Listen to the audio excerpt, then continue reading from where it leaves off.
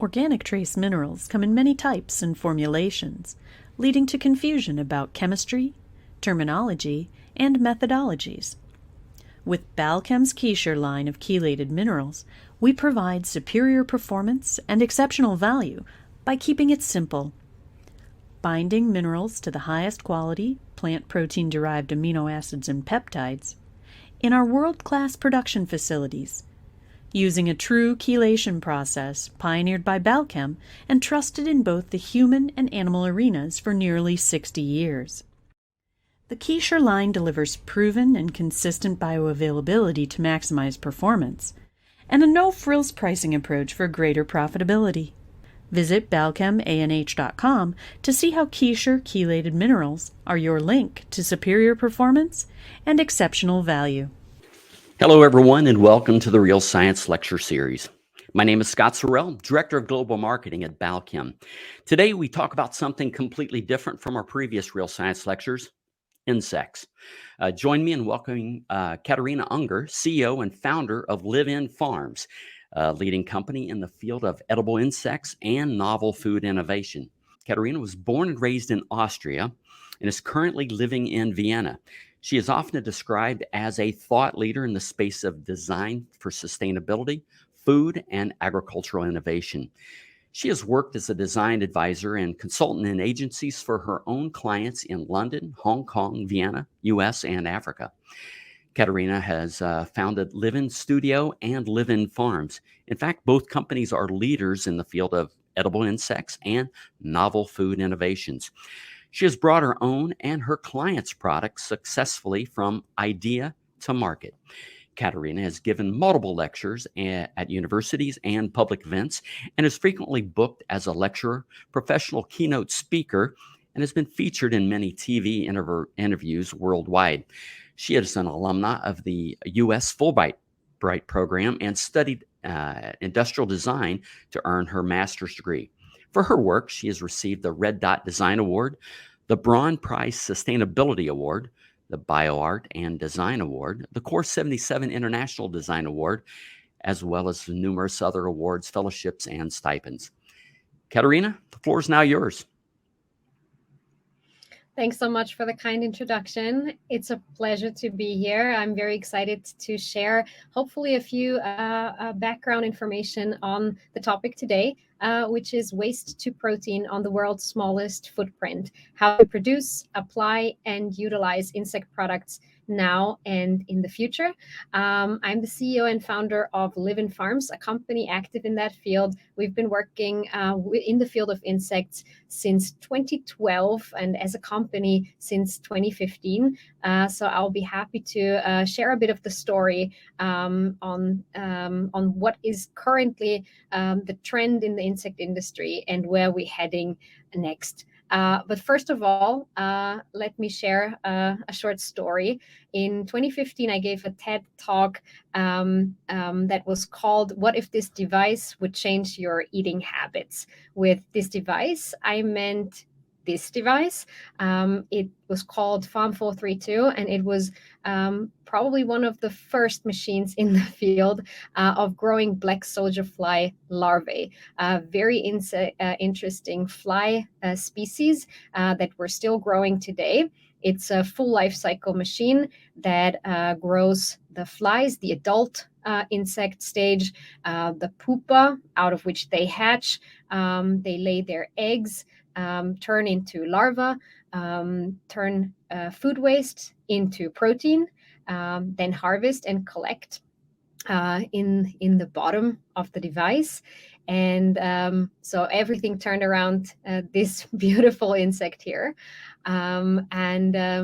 It was designed so that all the appliances around the system are made specifically for the insect to thrive, to harvest, and for the user, for the human, to actually make it easy to use this machine. It was patented in 2014, and we've developed it further ever since. The result of that device was to be turned into food. So that was the result, a beautiful dish of rice with larvae. Now, you would probably ask yourself, well, would I eat that? Would you? eat it. That's probably not everyone's thing to eat insects, although many people around the world do that, which is why fast forward a lot of years later, we're now developing and putting on the market insect factories, mostly insect rearing factories, that help our customers turn their waste resources or organic side products from their production or from sources of production into proteins, fats, and fertilizers, as well as a whole array of protein products as the customer wishes. So it's all about the system of turning different kinds of organic side products, organic materials with the black soldier fly larva into protein powder that is then used in a variety of feed applications, mainly today. And I'm sure a lot of you are already aware of it and familiar with the topic. It does do its steps in fish feed applications, pig and poultry, as well as pet food. The topic about waste is something that was very important to us as a company in the beginning, and that's really the key position of the insect in the ecosystem. Here we look at several types of waste streams that are currently in the industry. We're wasting about 30% of our food worldwide, and a large part of the organic materials that are available right now and that are wasted actually occur in production sites. So on the left-hand side, you see bakery waste. In the center, you see spent grain. Other types of grain products are also massively available. And on the right side, you see fruits and vegetables as they come from supermarket. All of these materials are perfect for black soldier fly larvae to convert them.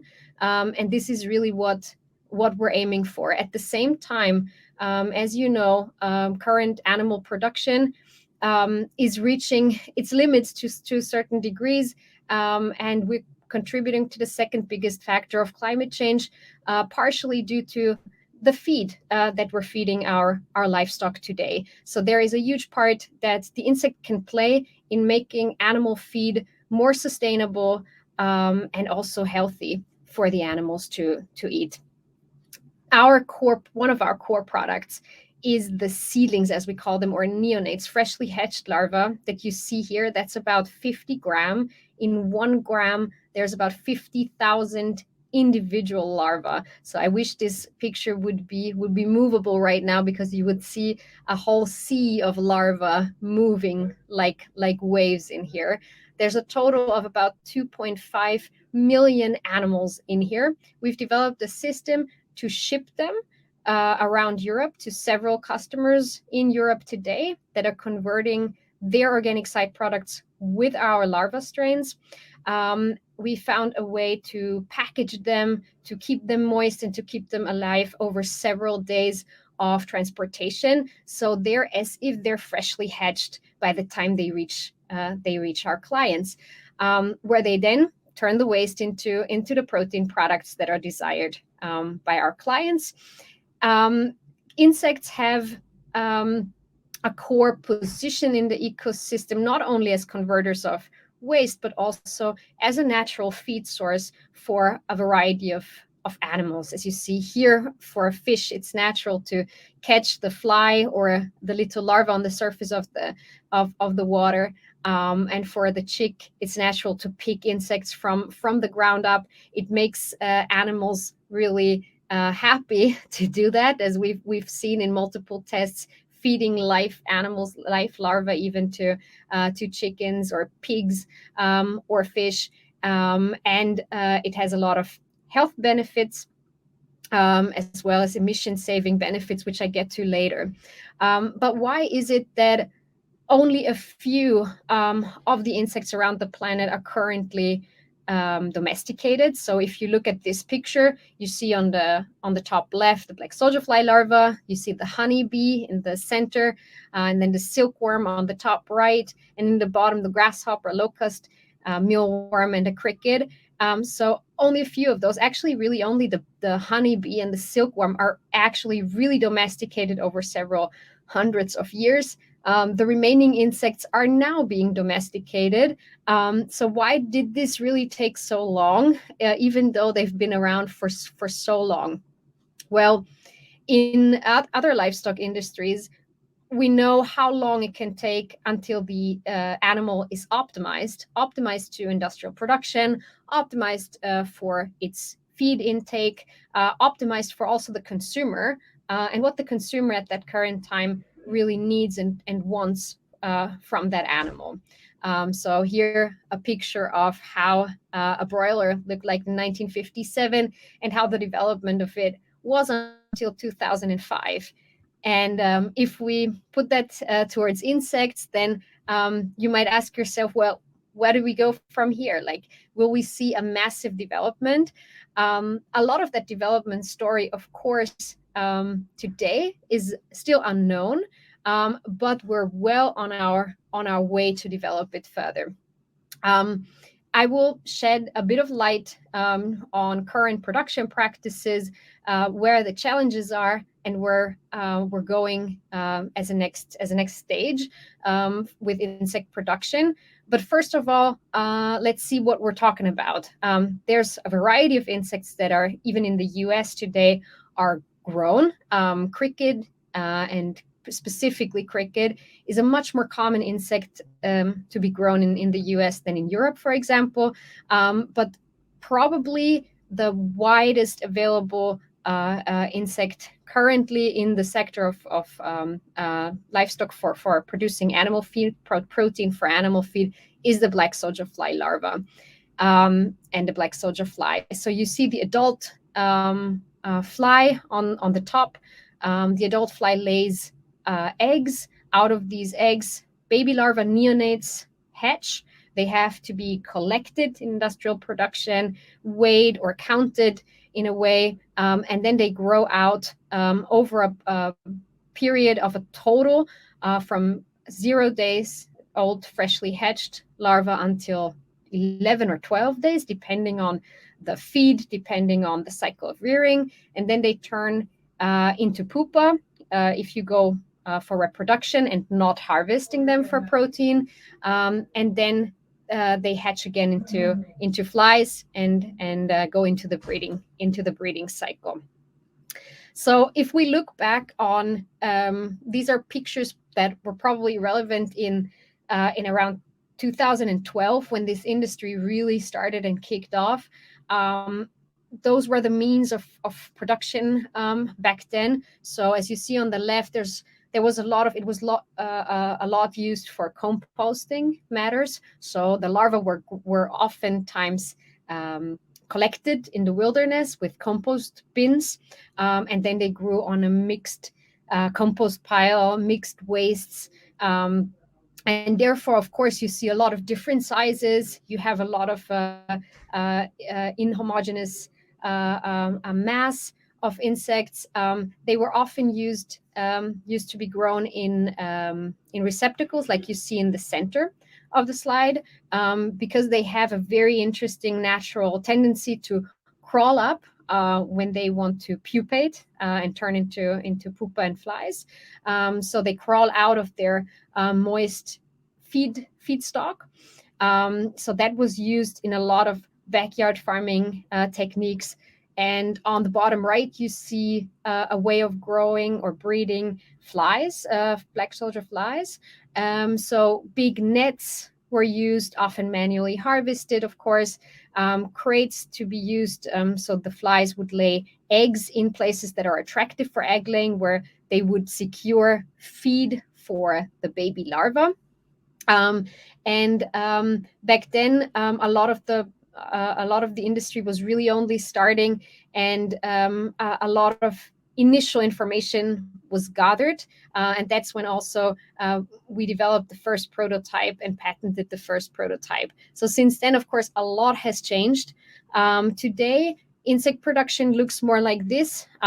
There's a variety of systems out there, but most of the time the larvae are grown in crate-based systems, systems that are able to be operated sometimes manually with smaller crates, but oftentimes with conveyor belts, automated lines, there's pellet stack systems like we use in our production, robots and shuttle systems. So very much like automated warehouses work today in vertical farming as well. Those types of technologies come into place for insect farming, and a lot of details go into the specification of the feedstock of the larva, so the waste, as we say, as well as the environmental conditions. So if we're looking at the key parameters of black soldier fly rearing, then we have two rearing phases, similar to chickens or pigs, where you have multiple rearing cycles. We differentiate between a pre-rearing phase, where we grow neonates from 0-day-olds, so neonates to 5-day-olds. And then we have a rearing phase from 5-day-olds to 11 or 12-day-olds, again, depending on the feedstock, how long the rearing cycle lasts, can be very much adaptable. It also can sometimes vary based on the production systems that operators or factory owners choose to run their systems, how many people they want to have operating the factory, and so on. The grow out period varies depending on the environmental parameters, the feed, and also the density. So again, similar to livestock, we are talking about livestock farming here. We're talking about how many animals are on a square meter or square foot, if you want. And that influences a lot on the heat generation that is happening in the unit of growth, whether it's a pellet or a smaller crate, and that influences the development time of the animal. Of course, other than in other livestock farming, our larvae very much depend on the outside environment. They are not generating heat by themselves, but they are generating by being in a mass of insects and herding through the tray, eating and metabolizing. We need a constant ambient environment, temperature about 27 degree, humidity about 60%, and frequent ventilation. Also, fermentation and microorganisms play a big role in insect farming and can benefit positively, especially if we're talking about converting side products, waste streams by black soldier fly larvae. Fermentation can play a very beneficial role in pre-digesting and in accelerating the growth phase of the insect. We need to account for densities for larvae that are suitable for both of the rearing phases.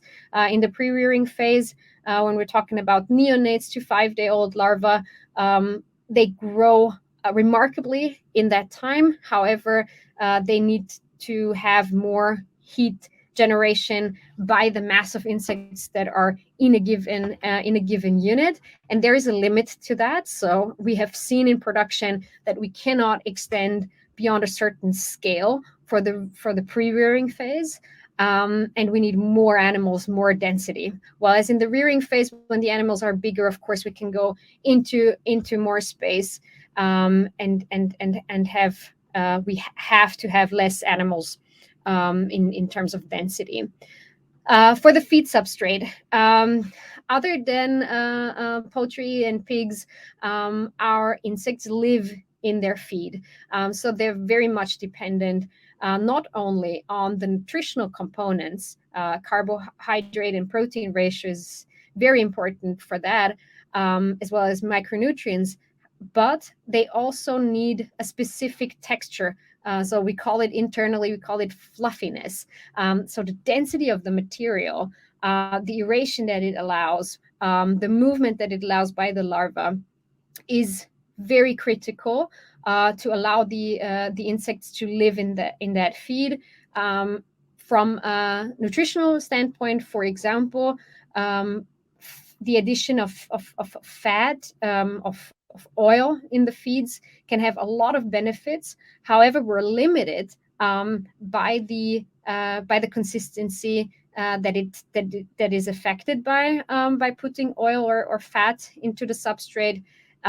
Also, we have seen, for example, that fat or oil tends to cover up the insect body, so to say, and because it metabolizes and it breathes through its skin, it literally gets covered and cannot metabolize and breathe in the same way.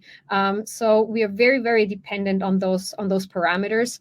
Also, the temperature of the feed in the pre-rearing and rearing phase, especially in the initial stage of inserting the larva into the feed, is critical to the success and the grow out period of the larva within a given range. So it can easily take 3 or 4 days longer for them to grow out and reach harvestable size if they do not have the right temperature from the beginning. For this matter, what we do is we run biofeasibilities to evaluate the suitability of feed substrates. So you might imagine there's potato processing factories, there's starch processing factories, there's fruit juice industry, bakery or grain processors, all of whom, or many of whom, are very interested in the topic of bioconversion by insects and turning their loss literally into revenue and into profit. However, we often see that entrepreneurs and factory owners venture out on their own, trying to make sense of insect farming by themselves with the feed that they have available, and then oftentimes fail because of the complexity of the substrate that it in the end contains. It really takes quite a few steps to evaluate and the right feed. We have a growing and very large database of feed substrates and of feed mixes that we saw working. And I want to take you just very briefly through an example here. So on the top left, you see a variety of potato byproducts from a potato factory of a customer. So you see there's potato cuts, some of like old fries, basically. Then there's different types of cuts, sometimes with peel, sometimes without. There's a fraction of potato peel by itself. There's starch and starchy water from washing and boiling processes. And there's a type of wheat bran mixture, a grain byproduct from a nearby pasta factory. And if you see the next picture next to it, you see that these individual components, in a first stage of biofeasibility, we split them up and we process them down to a size that is edible by the insect larva. So about 1 to maximum 3 millimeter of diameter is what we see works best in feed substrates. You can imagine the insect larva as a tiny vacuum. So it vacuums through the tray and has to be able to suck up the components and reach really every part of the tray while it's doing that, so that it efficiently feeds and efficiently converts this waste stream or a byproduct. It does not have teeth as such. It doesn't chew. So in this first stage of the feasibility, we really evaluate only the components by itself to evaluate the consistency, the water retention, the oiliness, the fat contents, just by that it impacts in terms of the fluffiness, just how the material really behaves from a processing standpoint.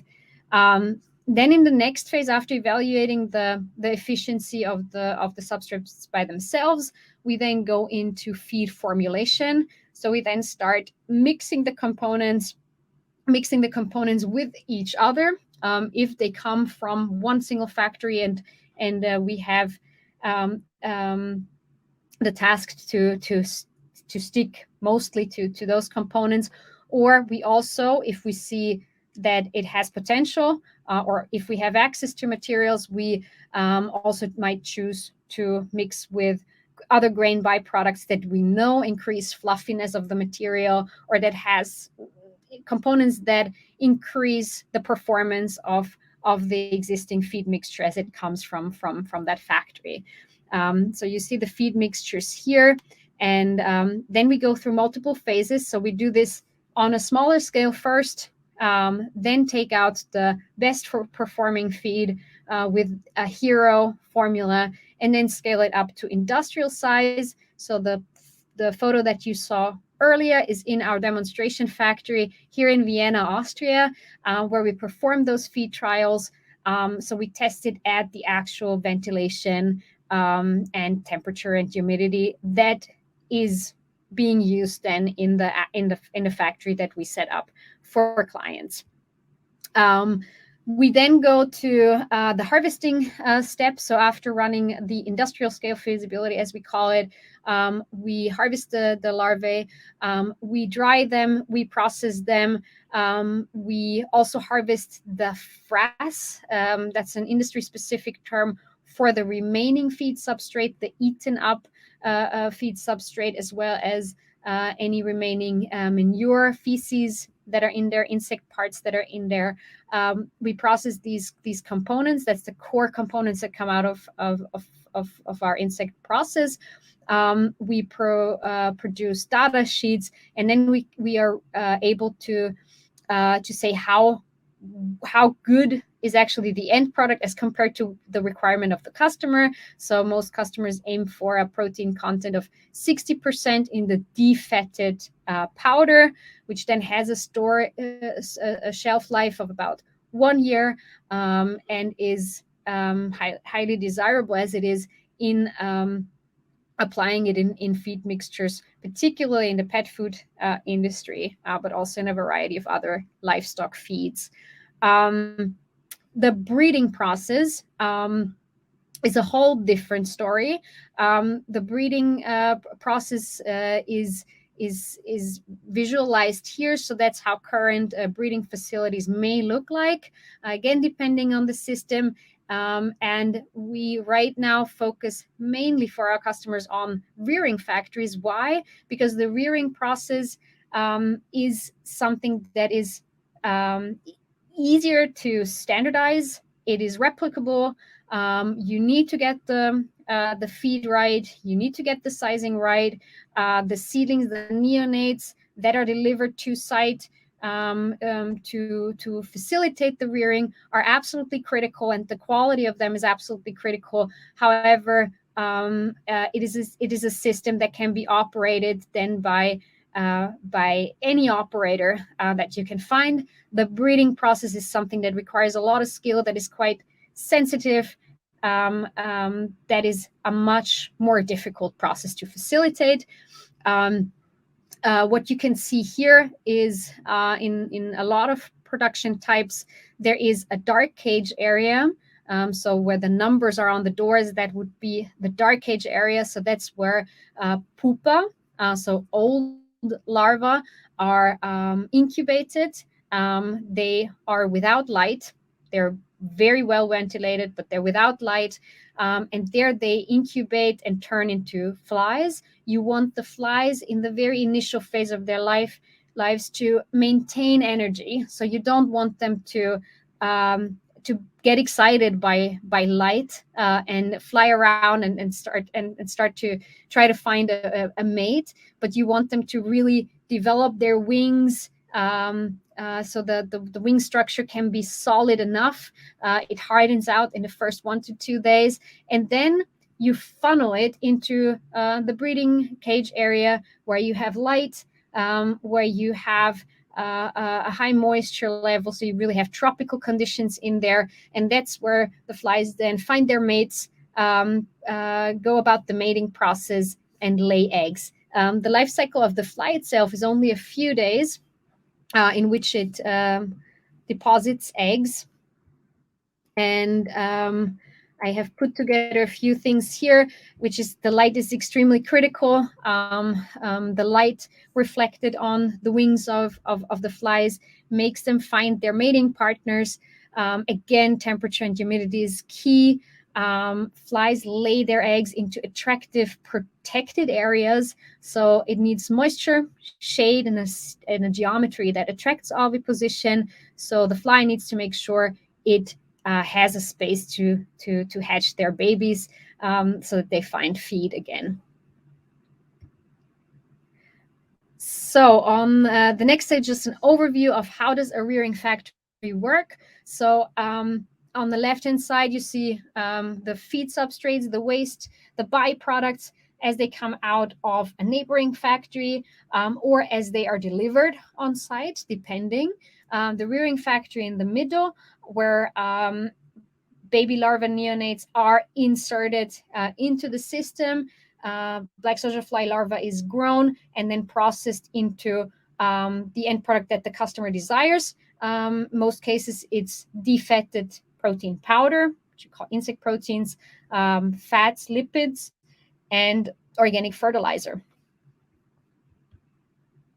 That's a flow chart of how a rearing factory can work. So the input of potato byproducts and grain byproducts as a mixture, as a feed recipe, about 10,000 tons per year.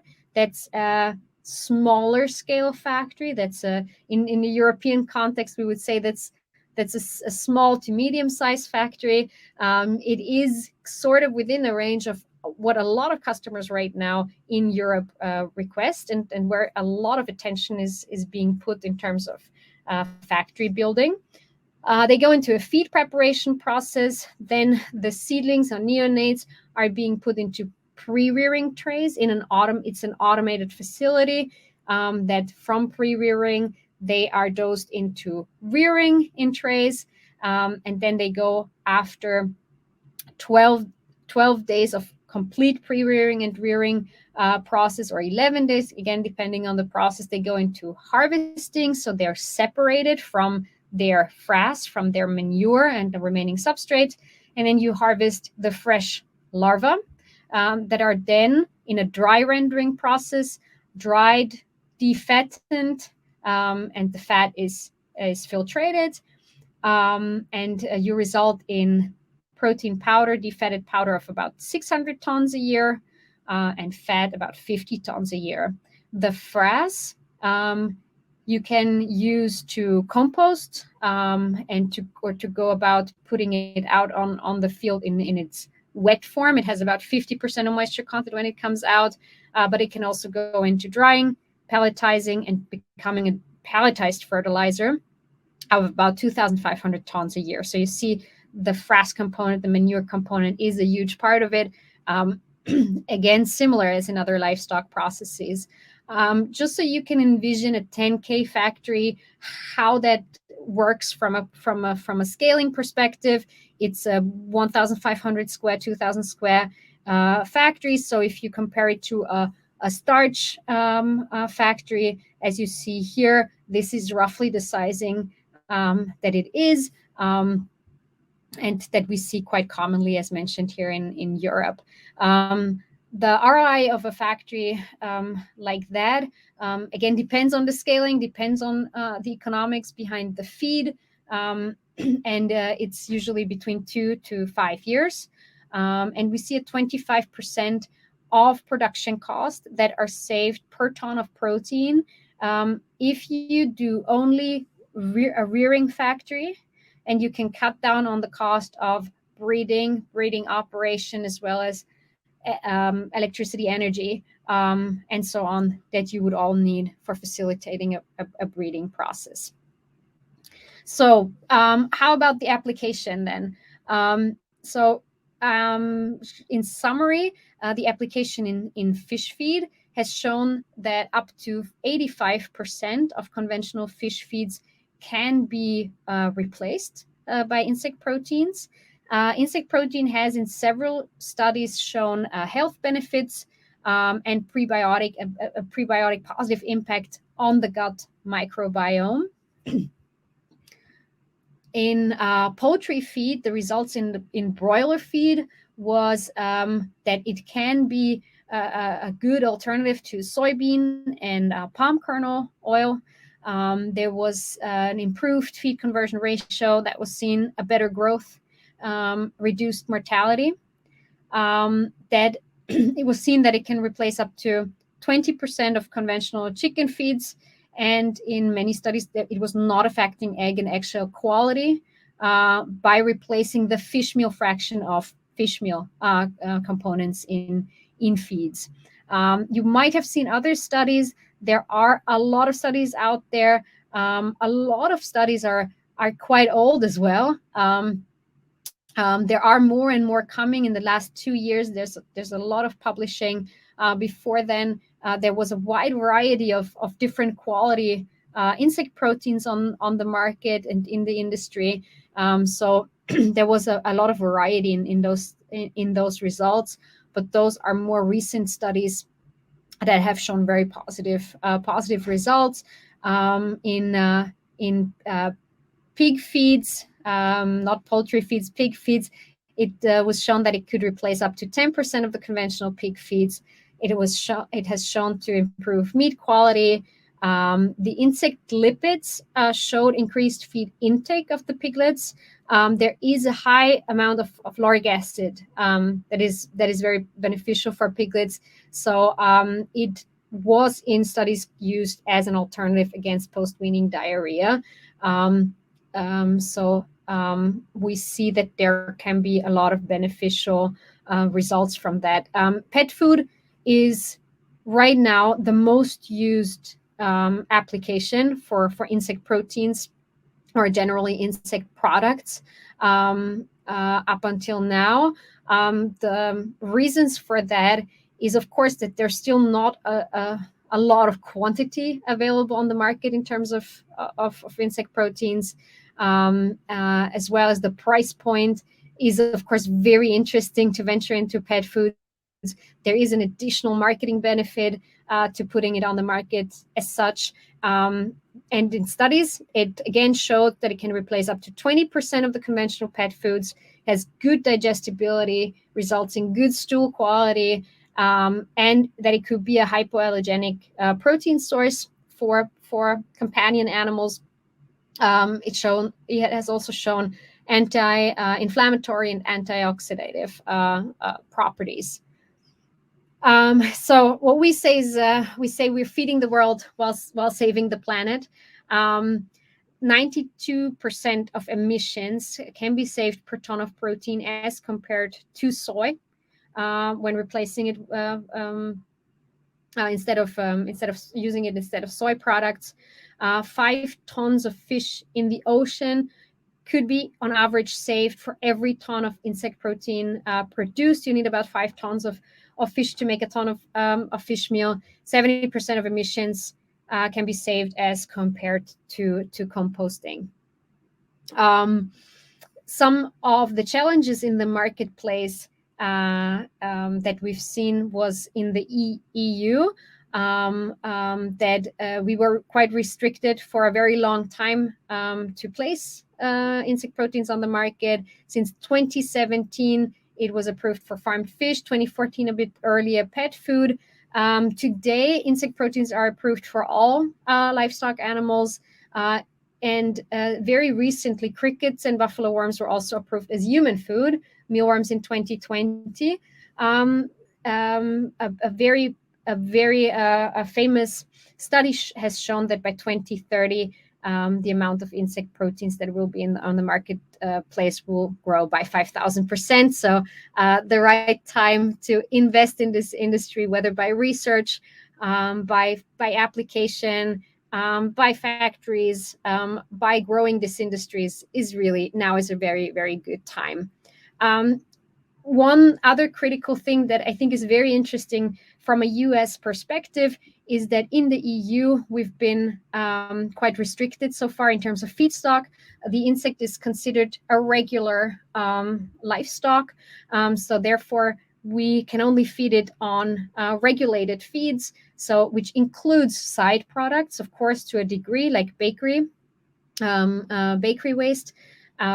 However, it has to follow the same rules as in other livestock production.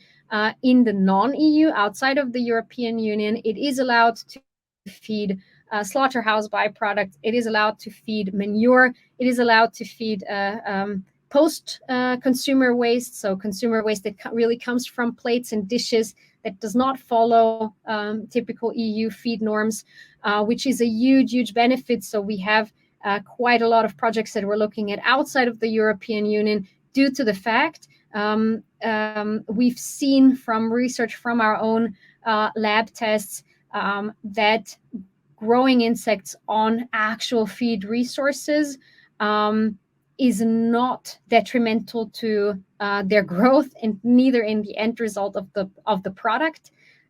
We haven't seen mycotoxins, for example, either.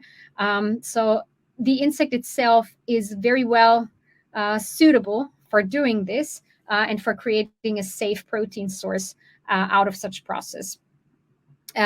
We expect that there's a lot of EU regulation to follow. We're also working in several work groups on EU level towards that. The segmentation of the market will be a thing of the future. We now already see that, like ourselves, the market and the companies within that are segmenting their offerings.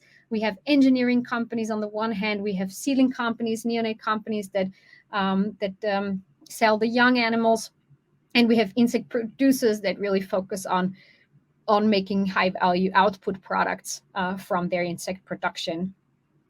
So what we've seen 10 years ago when this industry started, it was a very different outlook. So all the companies did everything under one roof, and now we see a real maturing of the market step by step.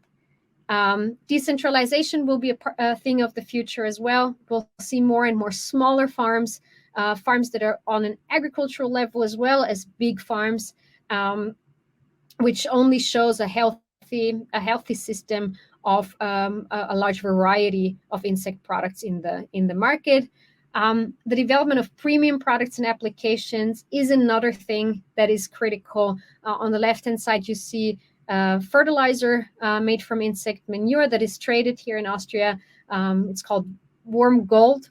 And it's an organic fertilizer that has shown 17% increase in organic soybeans in the field test. So incredible results, incredible opportunity to return good soil to the planet out of the insect farming process that takes so much less water and less resources, if especially we can use waste or side products for the growing of them.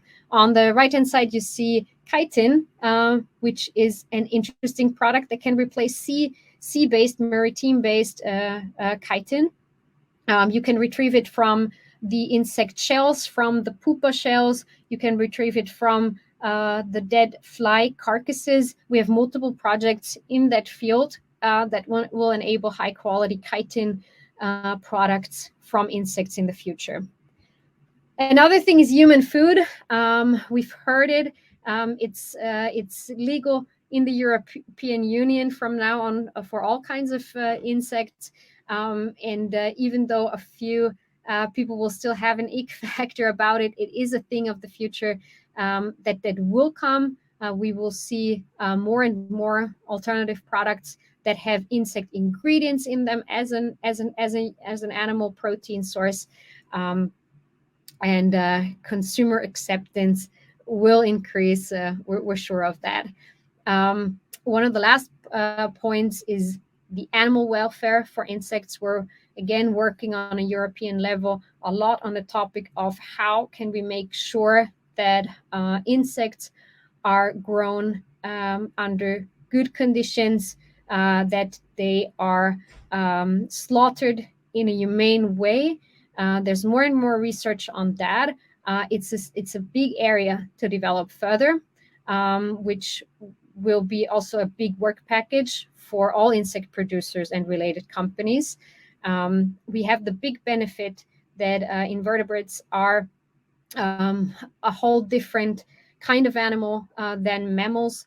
They don't have a central nervous system. So there's a lot of things that work different in terms of pain reception, in terms of the needs of the animal. A lot of it is still unknown, but also in terms of disease vectoring, disease transmission to humans, we see a lot of beneficial trends for insects.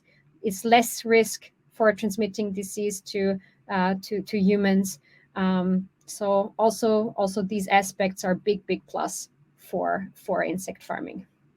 And with this, I'm at the end of my presentation today. Many thanks for listening in. Rounding it up with a motto of let's secure the future of food together. Thanks so much. Thank you, Katharina. Before we get started answering questions, we'd like to share a brief video, and then we'll be right back to answer the questions you've submitted during today's presentation.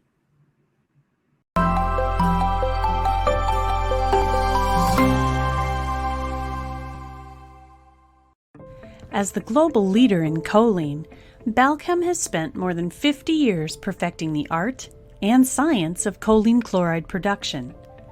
The new Puricol line delivers the highest standards of quality, produced in state-of-the-art manufacturing facilities, and backed by the strictest process controls for a level of purity, safety, and consistency you can't find anywhere else.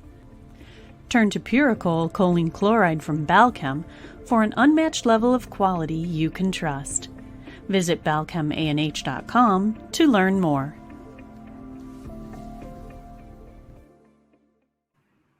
All right. As a reminder, you can still submit questions through the Q&A tab at the top of your screen. Katharina, the first question I'm going to actually ask, you had mentioned that work's being done to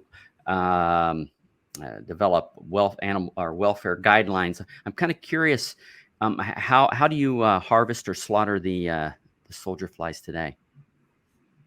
Right. There's a few different types of inactivation, as we call it in the industry, that is possible and that is considered humane. There's freezing. There's blanching. So killing by steam, hot steam, or by hot water, or by drying, so hot air. But probably hot steam and hot water are two of the most commonly used types of inactivation today. All right, thank you. First question comes in from Kim. How much were the initial investment for setting up? How much is the initial investment for setting up the facilities, infrastructures, and equipment? Right. That is a question that cannot be said just like that, right? It really very much depends on the scale of the factory, also on what is already existing in terms of building and so on. But the smallest factory sizes start at around 3,000 tons of input per year. So that's a very small facility. And that one starts at about 1.5 to 2 million euros of investment. All right, very well. And from there, it goes on. Goes out, yeah. We've had several questions related to using soldier fly protein in ruminants, and I don't believe you addressed that during the presentation. Can you talk to that just a bit? Yes, so we see mainly the use case for ruminants is a field of development that we in Europe we don't look into as closely. Since in the European Union it is not allowed. So it is simply allowed for the use of poultry, pigs, and fish right now, which I believe in the US it's a different case. And I believe also in Asia, there has been applications for ruminant animals, which showed quite interesting results. However, because it is not allowed in Europe, we don't have a lot of background information on that. Very well. Marcy's asking, how does the quality of the protein compare to animal protein sources such as chicken meal? Very similarly. We rarely run a comparison to something like chicken meal. Most of the time, the comparison that is being looked at least in the European context, is fish meal. And there we see a lot of similarities in terms of the fatty acid profile, in terms of the amino acid profile, as well as just pure macronutrient protein profile. It is very, very similar. So kind of to build on that, we had a question related to fat, and I think it was specifically to lauric acid. What is the fatty acid composition of the insect oil? Do you have a feel for that? Yes, I mean, I'd be happy to follow up in an email conversation. There's a lot to discuss there. I think we could go into a lot of details, but it is not in black soldier fly larvae. Again, all focused on black soldier fly larvae. We do not have the same fatty acid profile and the same high quality profile as fish oil. We are lower than that, so we could compare ourselves in terms of the application potentials more towards a palm oil, palm fats. That kind of fat sources are more similar to black soldier fly fat. All right. Next question. What kind of feed efficiencies are you seeing? And then what happens to the waste feed? Right. So the feed efficiencies in terms of the feed conversion ratio, you can say as a rule of thumb, we have about 1 kg of fresh larvae coming out of 3 to 5 kg of feed. So again, this very much depends on the quality of the feed, but a good feed could be 1 kg larva out of 3 kg of feed. The remaining feed substrate, so the remaining feed is mixed with the manure in insect farming. It is harvested. It is in our current process mostly dried and pelletized and used as an organic fertilizer. All right. Let's see, Fernando, have you evaluated using manure as a source of feed? And what is the waste of the fly production? So I think you've kind of talked a little bit about some of that. Yes, that is a super interesting case. Again, in the European context, I have to say we're so limited in terms of what legislation allows us to do. However, I've previously worked with the company a lot in Asia, and we've made analysis of the manure. We've seen there's still, depending on the species, we also worked with mealworm species. We've seen a significant protein content remaining in the manure. And I also know of applications outside of Europe that go towards feeding frass to cows, to cattle, for example, with positive results. So that has a lot of potential. All right.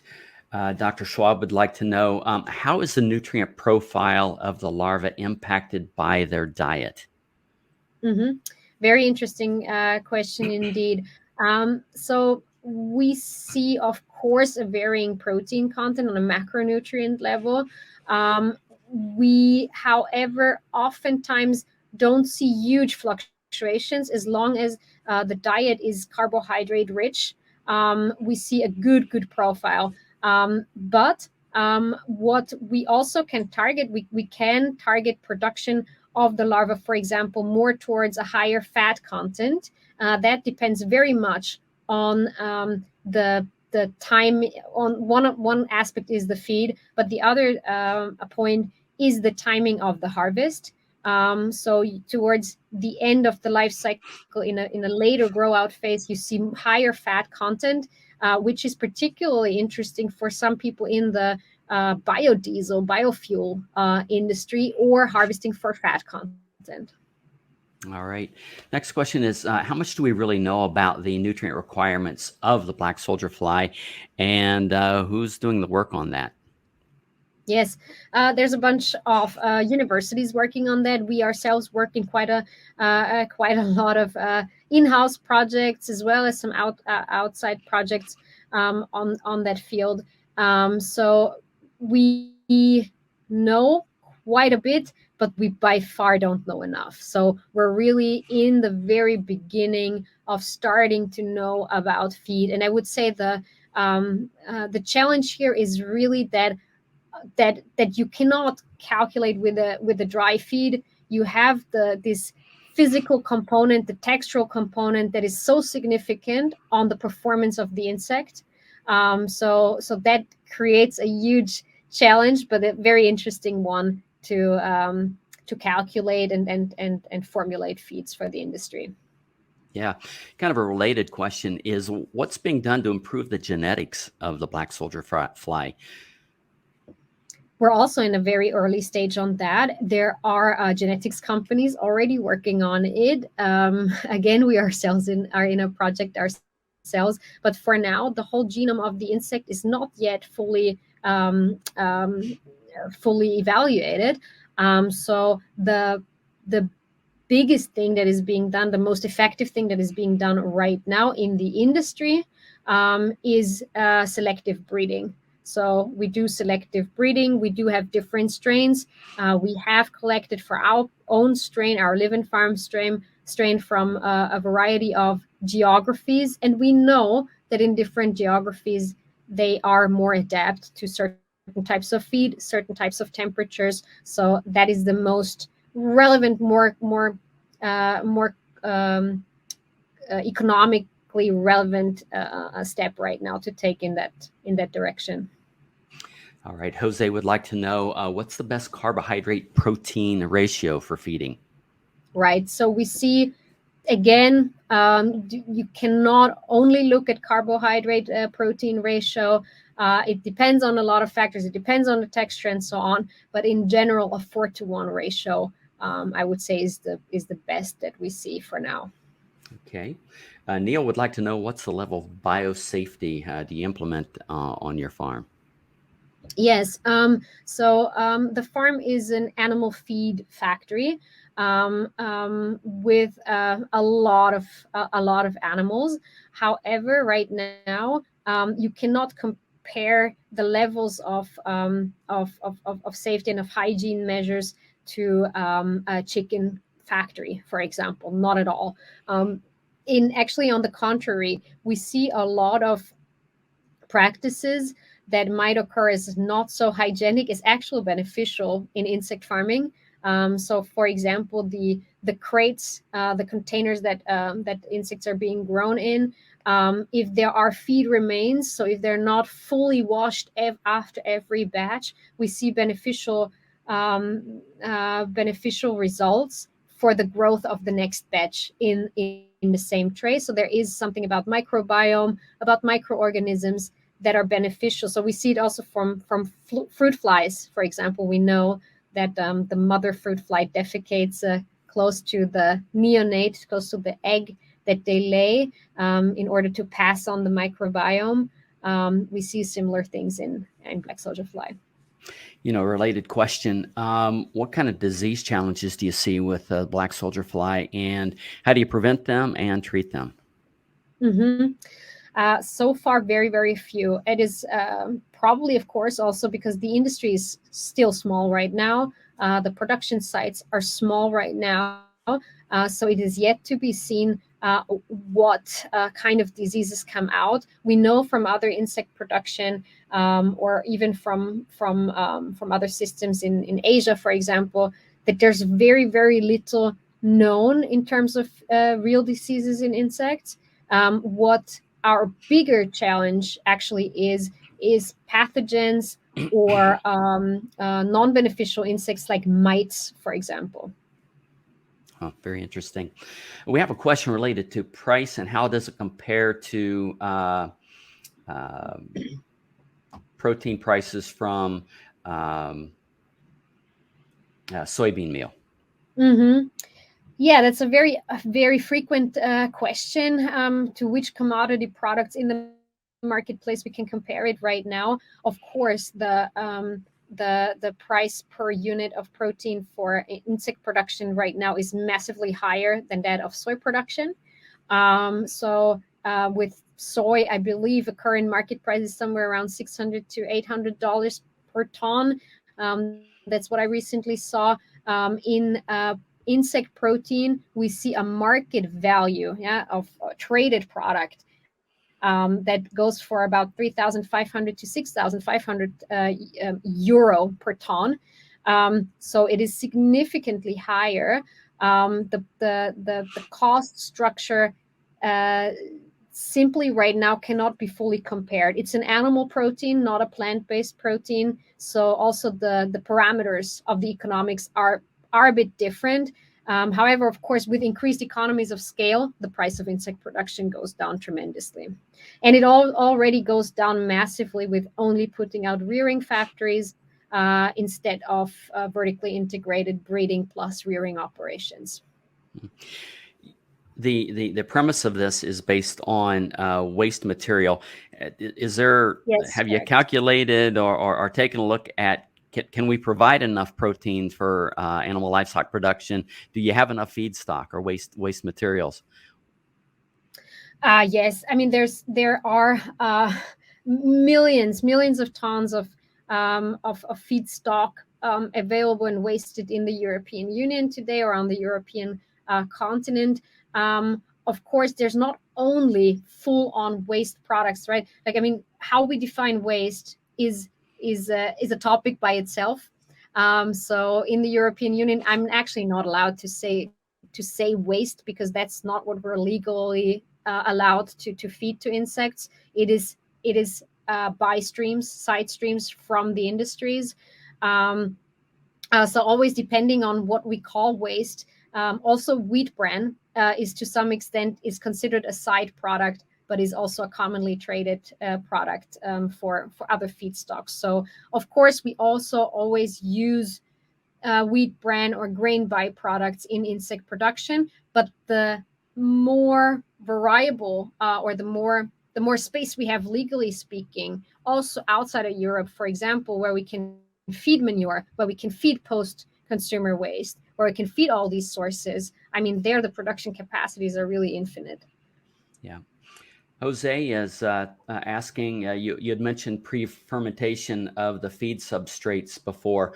How long does that take and what microorganisms do you use? Mm-hmm. That depends a little bit. So we're working with the feed processing suppliers. So we are really integrators in the industry. We don't build machineries ourselves. We put it together and we make it work biologically speaking. So it depends a little bit on the type of supplier and what kind of feed it is. So we run test batches, which organisms work best for the specific feed. We mostly use commonly available cultures that are currently used in pig feeding in Europe. Yeah.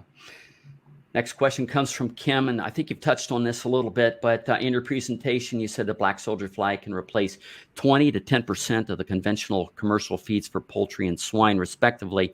How about in plant, such as soybean meal and animal-based protein sources? What percent can be replaced by black soldier fly? Okay.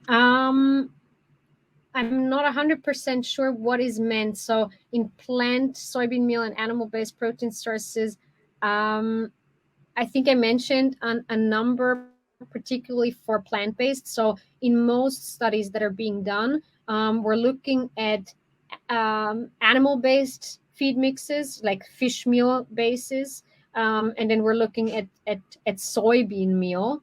And I don't have the numbers now, but I think I mentioned it that either it's always 20 or 10% in the range of that that can be replaced in both cases. All right. Katharina, we're beyond our time limit, so I'm going to cut it off there with one last question. You're working with the black soldier fly. There are other insects you mentioned that's being used. Why the black soldier fly over some of the others? The black soldier fly larva has a very short life cycle. It does not eat while it's an adult fly, so it does not require you to feed it. It does not have mouth parts, really, just for sucking liquids, and therefore it doesn't sting or bite. So it's also non-problematic for humans. It's not a vector of diseases. It is also in most regions of the earth, it is not a problem for the environment in terms of the ecosystem that is out there, because only in southern regions can it survive winter winters. So in most parts of Europe or Northern America, you won't see a black soldier fly in nature because mostly it cannot survive the winters. And because it only lives as a fly for a very short amount of time, it can accumulate a lot of beneficial nutrients and eat a lot during its lifetime as a larva. And that makes it so interesting to harvest as an animal feed. Very well. Thank you, Katharina. If someone would like to contact you, what's the best way to do that? Your website? Yes, Twitter? please go through the website. You can go through contact@livinfarms.com or Katharina@livinfarms.com. All right. Thank you very much. And thank you, everyone, for attending today's webinar. If you have additional questions, please submit them to anh.marketing@balchem.com. The Real Science Lecture series of webinars continue on February 14th with a lecture titled The Remarkable Strength of Demand in Major Dairy Importing Countries, an Opportunity for the U.S. Dairy. And that's going to be with Dr. Eric Elgersma from Strategic Analysis Services. And on March 7th, we welcome back Dr. Joe McFadden from Cornell University for his presentation titled Mitigating Enteric Methane Emissions. How can we speed up the progress? Visit balchem.com/real science for more details and to register for all future webinars. Balchem's podcast series continues to offer a deeper dive into our webinar topics. Log on to your favorite podcast platform and search for Real Science Exchange, or go to balchem.com/podcast.